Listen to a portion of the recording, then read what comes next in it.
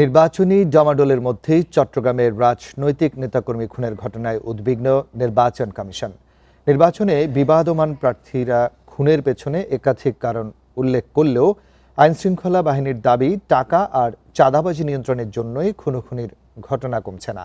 শুধু রাউজানেই এ পর্যন্ত হত্যাকাণ্ডের ঘটনা 18টি। নির্বাচনী তফসিল ঘোষণার পর চট্টগ্রামে প্রথম হত্যাকাণ্ড হয় রাউজানে। গত 1.5 বছরে এই উপজেলায় 18টি খুনের ঘটনায় নিহতদের বেশিরভাগই বিএনপির রাজনীতির সাথে জড়িত ছিলেন। একের পর এক এসব হত্যাকাণ্ড বিএনপির দুই পক্ষের বিরোধের জের বলছেন এলাকাবাসী।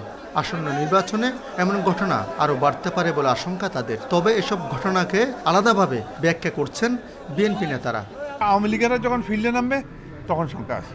আমাদের জাতীয়তাবাদী দলের ছেলেরা কর্মীরা ওটা মানবে না। আওয়ামী লীগ যদি ফিল্ডে নামার সম্ভাবনা ইজ 99%। 18 জন মানুষের মধ্যে 13 থেকে 14 জন মানুষ হত্যা হয়েছে শুধুমাত্র চাঁদাবাজি, বালুর ব্যবসা, টাকার ভাগাভাগির কারণে, অন্য কোনো কারণে হয়নি। নির্বাচন কমিশন ও আইনশৃঙ্খলা বাহিনী বলছে বেশিরভাগ হত্যাকাণ্ডের পেছনেই চাঁদাবাজি ও অর্থনৈতিক কারণ দায়ী। প্রত্যেকটা ঘটনার সাথে কিন্তু অনেকগুলো আন্ডারটোনস থাকে, সোশ্যাল আন্ডারটোন থাকে, এটার সাথে বিভিন্ন ধরনের কর্মকাণ্ড, বিশেষ করে অর্থনৈতিক এবং বাণিজ্যিক কর্মকাণ্ড থাকে, তারপরে রাজনীতিও এটার সাথে জড়িত থাকে। এখানে শুধু পলিটিক্যাল না, সম্ভবত এখানে অন্য কিছু আছে এবং ওনারা আশাবাদী অতি দ্রুত এদেরকে আইনের আওতায় আনতে পারবে। অধিকাংশ কিন্তু আমাদের ডিটেকশন হয়েছে এবং অধিকাংশ মামলায় গ্রেপ্তারও আছে। আমরা পুরোপুরি করতে পারিনি, এ কথা সত্য, তবে আমরা এর উপর কাজ করছি। আমি আশাবাদী যে আর কিছুদিনের মধ্যে এখানে একটু ভালো পরিবেশ সৃষ্টি হবে।